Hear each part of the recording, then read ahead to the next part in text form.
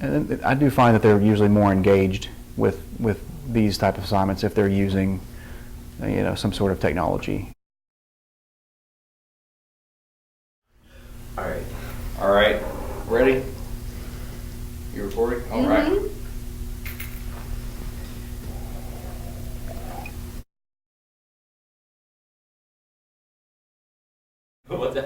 Hi, what's your name? I'm Kate Elkins. I work at Huntington High teaching junior and senior English. Okay, English classes. Can you briefly describe the projects you are doing with your technology currently? Okay, so the juniors and the seniors are both using the school iPads to do different projects. The juniors are working on doing basically a podcast project, and so we took like a week and I showed them different examples of different journalism stories through the podcast format.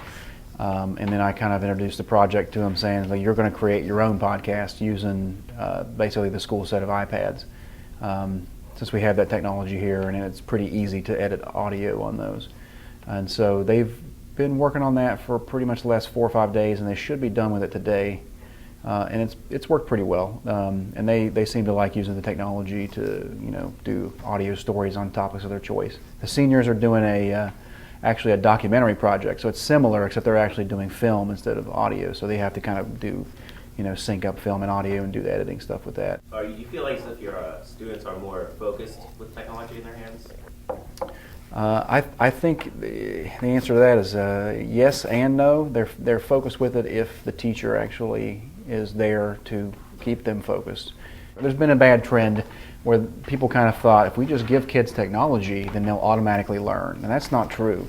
If you give kids technology and then you make sure they use it how it's supposed to be used and supervise them, then it's awesome. But if you just give kids iPads, what are most of them going to do with it? They're going to play on it and play games and do social media. So you do have to actually watch them. But it is an incredibly powerful tool that is great for education if you actually use it how it's supposed to be used. What do you personally use in your class for your students? I still have a set of Chromebooks that most of them work. So if we're typing an essay, I'll usually use that because it has an actual keyboard. I have used an iPad for a couple of written things. It's not quite as easy because you can't touch type as easily. But some of the kids are just used to that anyway, doing just using fingers instead of their whole hands to type. So I'll use Chromebooks for usually written things because English, obviously. And then iPads are fantastic for anything that has to do with some sort of media, or whether it be audio or picture or film. And I like to do projects like that in my class too. Not only do the kids find it more interesting, I think I find it more interesting as well.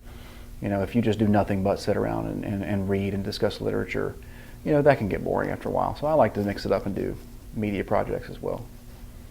Do you feel as if your students are more engaged, or your projects have more relevance to them with using technology?